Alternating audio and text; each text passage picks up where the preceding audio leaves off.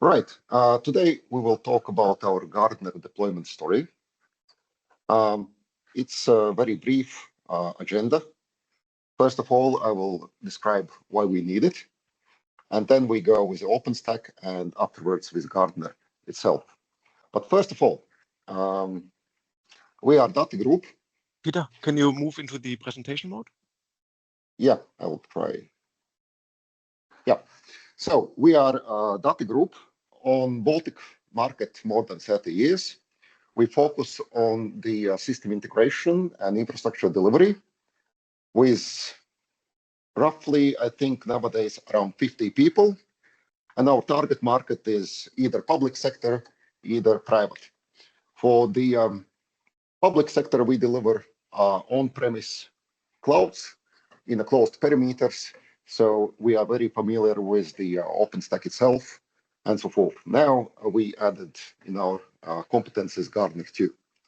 But what we do for the IPCEI CIS project itself, I would roughly say that we are very lucky that we are, in my mind, we participate in all 4 streams, which is infrastructure, virtualization, platform services, and nevertheless, our main product is digital twin platform. Right.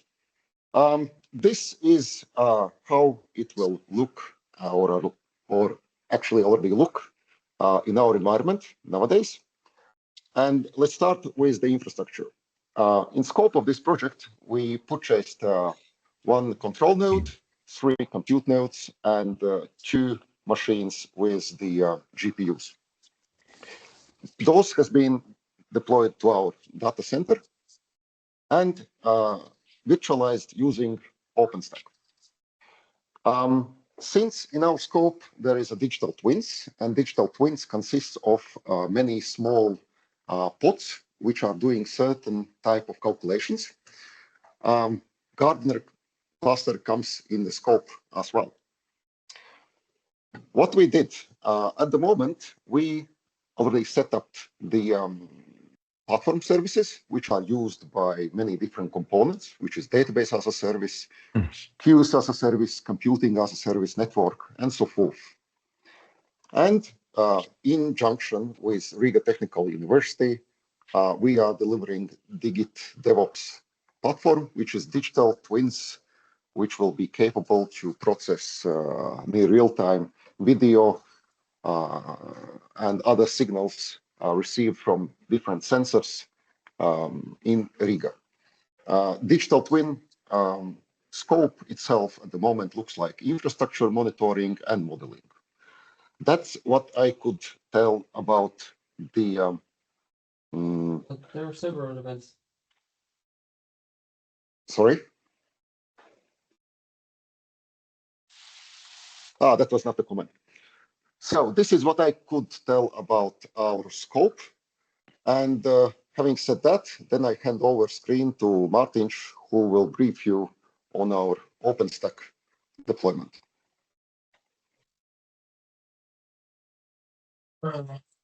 Yes, thank you. Let me share the screen. Hope it is visible now. Yes. So as for OpenStack, well, it's more like a place where our Gardener setup is running, more or less. Story starts with that we had an existing OpenStack installation, quite traditional one. Currently for Gardener, that is basically a place which is hosting backups, that's all. And in the scope of IPCEI project, another OpenStack was installed on this new infrastructure, not quite traditional installation, as we are using call Ansible for that. That's an interesting one because OpenStack actually is installed inside Docker containers, which runs on machines. Actually, not working that bad at all. and everything is backed up by CEP, including VPCs, and on the same time we have a standalone Ubuntu server, which is part where Gardener starts its life. Well, in short, that would be all about this. Marcis, word to you. Okay, thank you. Let me share my screen now.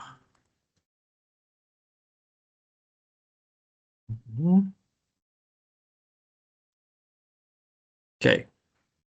Hopefully you can hear and see what I'm sharing. So I guess I would start with like maybe a short intro on what Gardener is, since I'm not sure if everybody is aware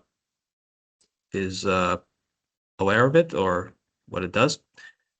But essentially, it's an open source infrastructure agnostic tool that uses Kubernetes to manage Kubernetes.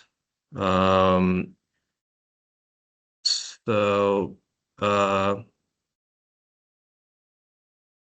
basically, it's a platform that is allows you to create clusters on any cloud platform that you might use. So you don't have to have knowledge, or well, you sort of have to, I guess, a little bit, but basically it allows you to create clusters on AVS, Azure, GCP, or OpenStack through like a sort of like a unified interface where once you set it up, you don't really have to touch the infrastructure itself on the provider. How it does it is by having sort of like seed. They're called seed clusters, which are basically a cluster on the platform or the cloud platform that you would use, which would then hold the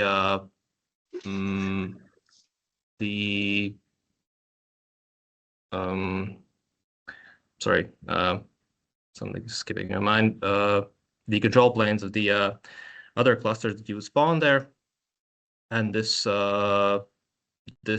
C cluster is sort of like the way in for Gardener to create other clusters on that cloud platform. And it also comes with a lot of useful things like automatic open operating system patching and Kubernetes upgrades. I think they do like patch versions. I think there's some people from SAP here that might correct me on that if there's something more than that. And also, it sort of lets you save on resources, since you don't have to boot up a three node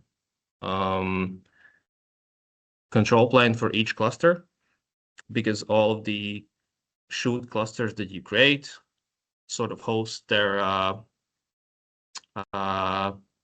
control planes in that seed cluster, meaning that it's high availability, yet you don't need like separate virtual machines or nodes for each of them.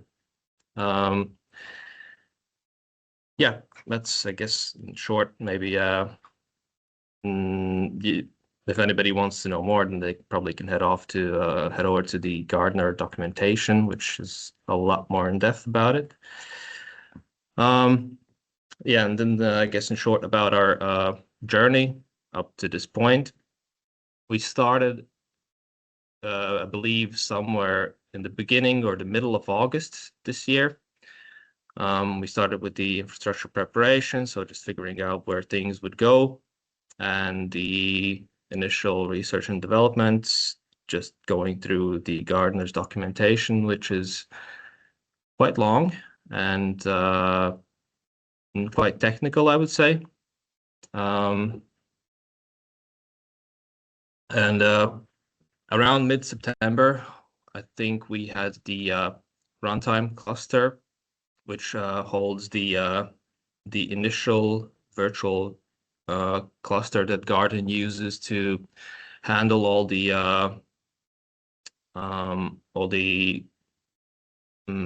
sort of like the API side for Gardener itself. We had that deployed, and yeah, then by October, I believe we had the first seed cluster created on our OpenStack that Martin already, I think, described a bit. And early November, we had our first shoot cluster created, which is sort of the end user cluster that we can hand over to some of our clients to use. Along the way, we had a bunch of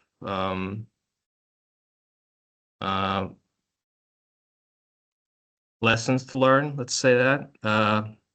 We had a lot of issues with our own infrastructure, which sort of sometimes didn't go along with what Gardener has intended to do in its configuration, and also a lot of the configurations and extensibility side of the Gardener was not clear at first, and the learning curve was pretty steep. But we've gotten to where we are now, and we have it somewhat running. I wouldn't say it's production ready, but it's definitely usable. And just to like sort of show you like a broader picture of how the clusters are, where the clusters live, and sort of how it works is that we have a dev node, which is the server that I think Martin already showed in this picture, that's just running an Ubuntu on it. It's not part of the OpenStack platform. On that, we have a few virtual machines created for a runtime cluster, which is basically just a regular Kubernetes cluster created with kubeadm. Inside of that is the first part of Gardener that needs to be deployed, which is the virtual cluster or Garden, which sort of just runs in a pod in the runtime cluster, and it doesn't have any workloads of its own. It's basically sort of like an API for Gardener. And then we have the OpenStack platform, which in theory could be any other platform like ABS or anything else. But for us, we're just using what we have, and so we have the seed cluster, which has to be deployed on that platform. And yeah, as I said before, inside of that, we have the shoot control planes, which is basically just the control plane side of the shoot cluster. And outside of those, we have as separate VMs the workers for the shoot control planes. So yeah, as you can see, what this does is it doesn't require separate VMs for the control planes themselves. You can just have all of them hosted inside a single cluster, saving on resources with that.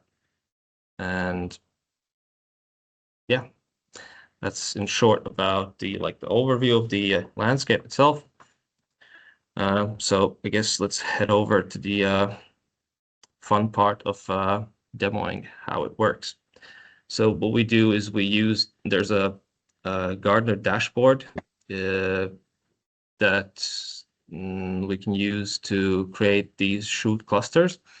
There's another side of this where you can use also just manifests to provision the shoot clusters, etc. But that's, I guess, not a good visual demo of things. So let's just use this. So yeah, I guess actually I'll start with the start of the journey is where you can when you log into the dashboard, you can create a project, which is sort of a grouping of clusters.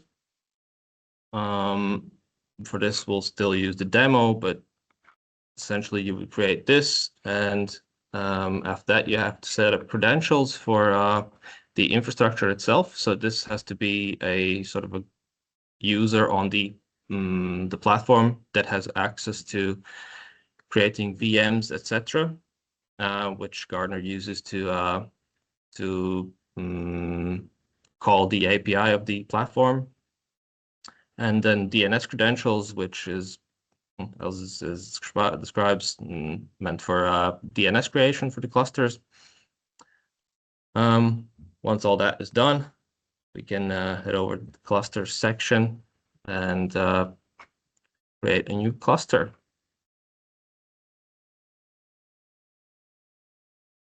Right, actually, I'll head over back to one of the clusters. I need to copy something.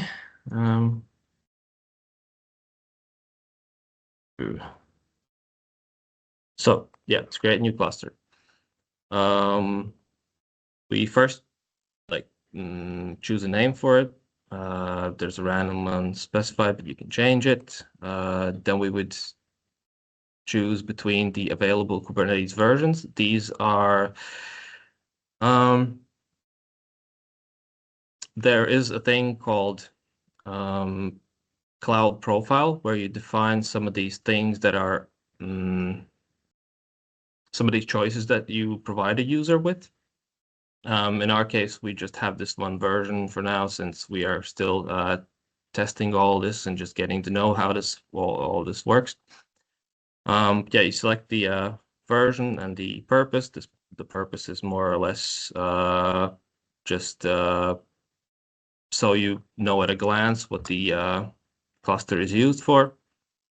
There are some little bit more caveats to it, where some of these purposes have different things being deployed on the cluster at creation, but let's just choose production for now.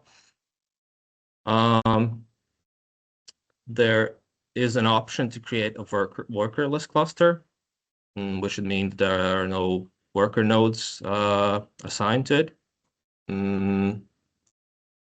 This is more or less, I think, used for creating new gardens, or not sure actually what else, but there's the option to do it, which would mean you just get the control plane.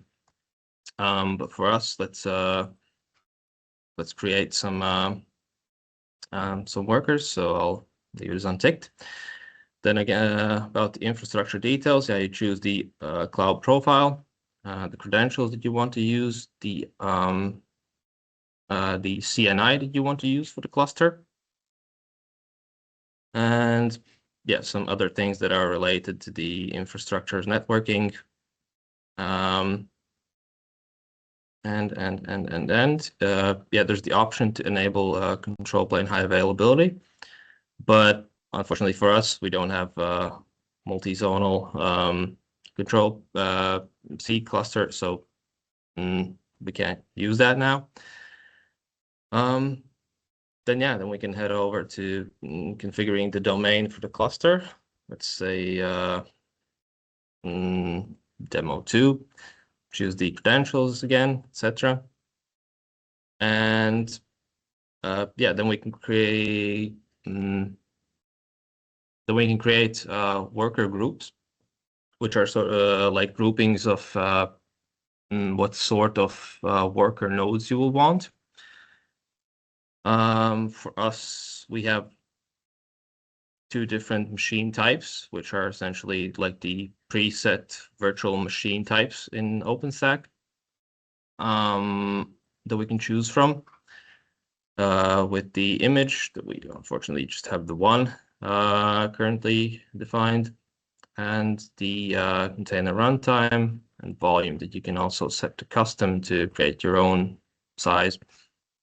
And then the auto scaling option, which allows the gardener to scale up or down the necessary amount of workers per cluster, which means at like maybe times when you don't really need that many worker nodes, they can scale them down automatically to, again, save on resources and such. You can define multiple of these groups for like maybe different types of deployments you want to run on them, or some other purposes. Let's just leave it as one. There's add-ons that are sort of related to the purpose selection that we made before. And yeah, then the cool part is you can set maintenance periods. So Gardener can update the operating system and the Kubernetes versions. And this is where you would set the time at which it's allowed to do this. So probably you want to do it during the night or something like that, while nobody's using the cluster. So yeah, I can schedule that, and you can also add a hibernation schedule, meaning that the whole cluster gets scaled down to 0 replicas while it's in that set schedule.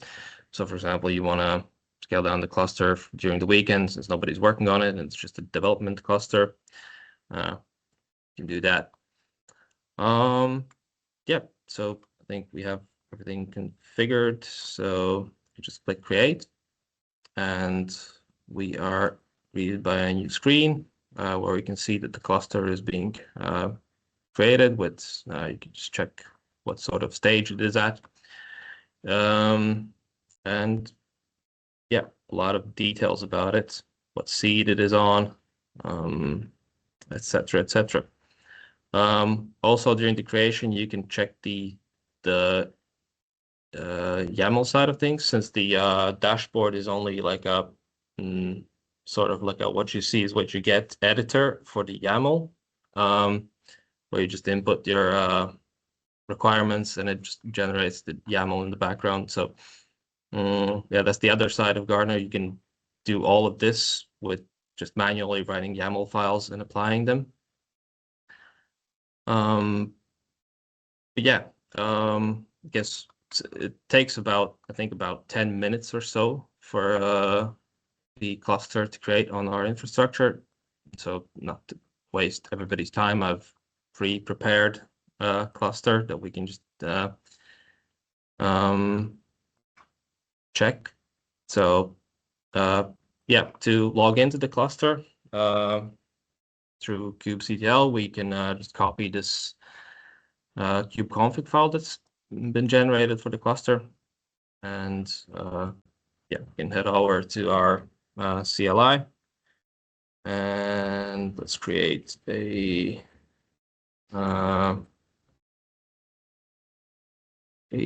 file for it locally, and let's export it.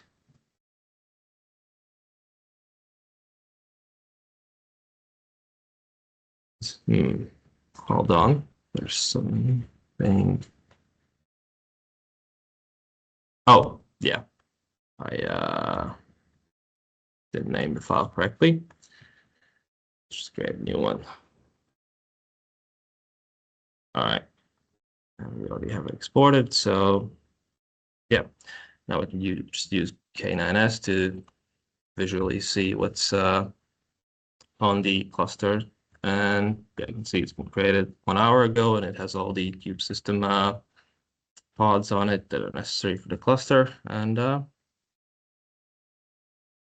think that's about it. And from here, you can start deploying your workloads on it, etc. So I guess we can move over to the question time.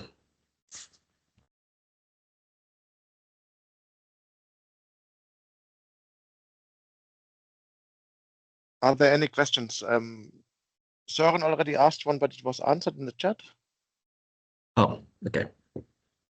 By Oh, yeah. Martins, exactly. Yeah. What I wanted to add is that during all of this journey, a big help for us was the Gardener community chat. It's on Slack. There's a channel where you can ask all your questions, and there are a lot of helpful people there. I think one of them is here, Tobias, I believe I saw. That helped a lot. So yeah, just if anybody wants to start the journey as well and try and implement Gardener in their infrastructure, then I'd say that's a very valuable resource.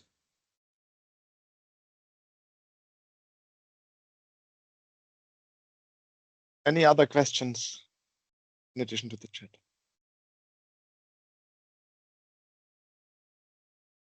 Marcus, can you talk a bit about next steps, like what you plan to do going forward on this environment? Sure. What I'm currently working on is trying to figure out how the migrations work. So basically migrating the shoe clusters from one seed to another. We're currently running into a bit of a blocker there since the etcd backup that we're using is on an internal IP address, and there's an issue with the worker that does the copying of the etcd backup where it can't reach internal IPs because of the worker because of the network policies that it has. So we're figuring that out. We'll probably, since it's not like a real world situation that we would probably run in once we go into production. So we're probably just gonna have a workaround with having like an external etcd backup. I'd say that's what we're working on currently.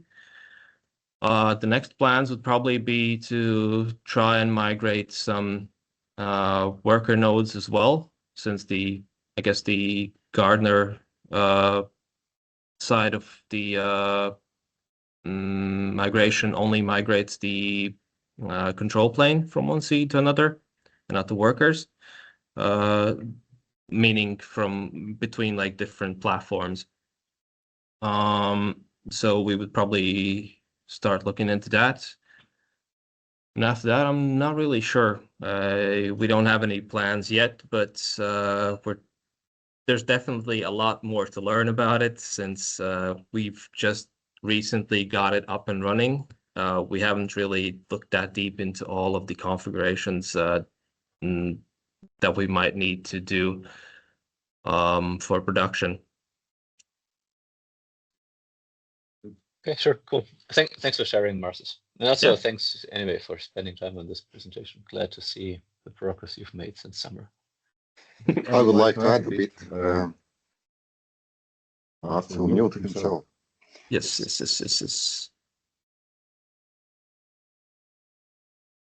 I said, the platform services are running on OpenStack, and our next plan is actually in January or February. Riga Technical University will start to deliver their first digital twin fragments and widgets, and those deployments will go on Gardener cluster. That's the short plan if they arrive, because they are science people, and so forth. Yeah, that's just one. Thanks, Jordan. Also good to hear, and thanks for the very positive feedback that the community chat was really helpful from Gardener. That's why the team invests so much time in providing that help. It's good that you give this feedback. I guess that's very good for the team as well. Okay, any other questions? All right. Then I wish all of you a very nice and pre-Christmas season full of harmony and time with your loved ones, and see you in the next year then.